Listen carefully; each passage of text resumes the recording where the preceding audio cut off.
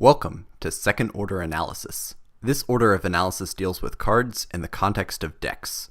I am going to divide the segment into 4 topics. 1. Stages of gameplay. 2. Principles of play. 3. Deck archetypes. And 4. Synergy. Stages of gameplay is a concept based on dividing a Hearthstone game into distinct windows. Each window caters to a particular deck archetype, in which the deck operates best in its appropriate stage of gameplay. In increasing order, they are 1. Aggro window. The aggro window is when small, efficient minions, such as Flame Imp, are best used. During this stage of play, the aggressive player will attempt to empty the hand and commit as much to the board as possible. For this discussion, the aggro window will be defined as existing prior to 5 mana crystals, although the actual boundary in which hyper-aggressive or tempo-based strategies operate varies based on the decks.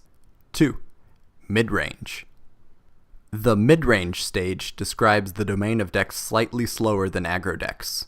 While the aggro window best serves small, efficient minions and playing entirely for the board, mid-range encompasses some attempts at board control and the inclusion of value-based cards.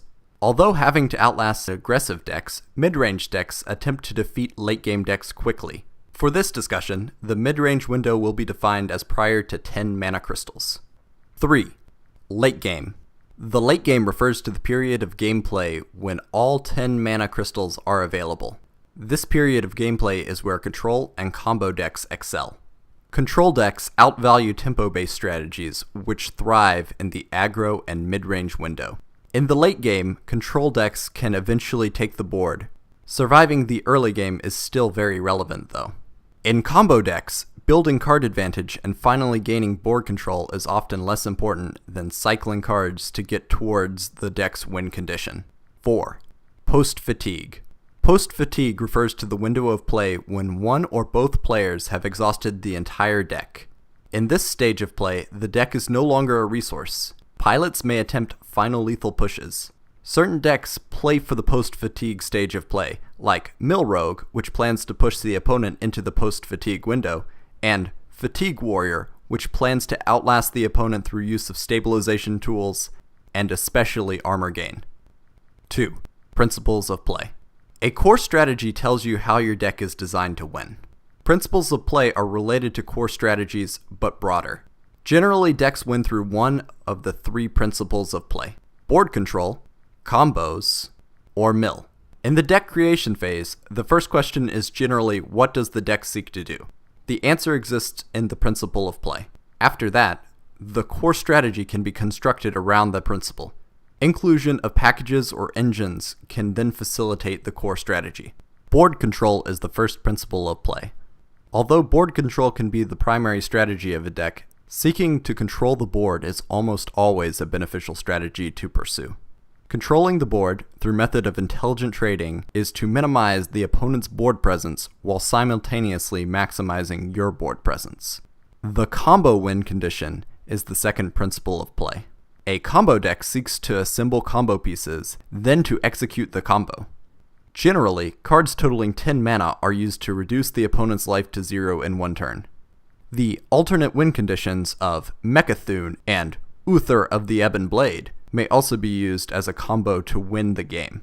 The basic principle is to win through a dedicated set of cards. As a result, combo decks tend to be pretty linear, staying alive until the combo is assembled, then finally finishing off the opponent with the combo. The third principle of play is mill. Mill is a strategy named after the Magic the Gathering artifact Millstone, which sent the top 2 cards of the opponent's deck to the graveyard. In Hearthstone, only Gnome-Feratu can mill cards from the deck.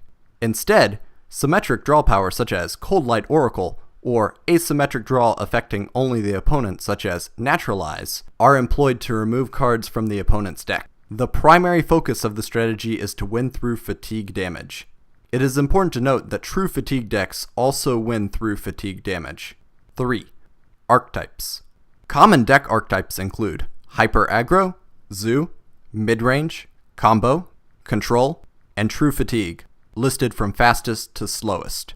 Hyper Aggro refers to the most aggressive decks. The core strategy is to simply deal lethal damage to the opponent as quickly as possible. These decks operate with the plan to have a strong early game, most often attempting to dominate the board early on, but then abandoning the strategy of board control in the mid to late game.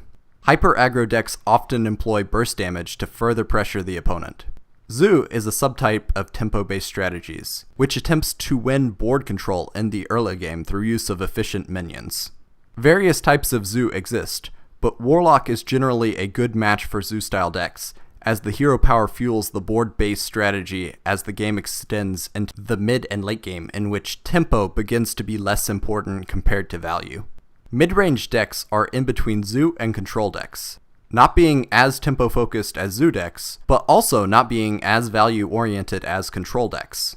In the late game, the mid-range deck can generally outvalue a hyper-aggro deck. The mana histogram of mid-range decks has a healthy mix of early and mid-game minions, and sometimes includes one late-game threat, such as the Lich King.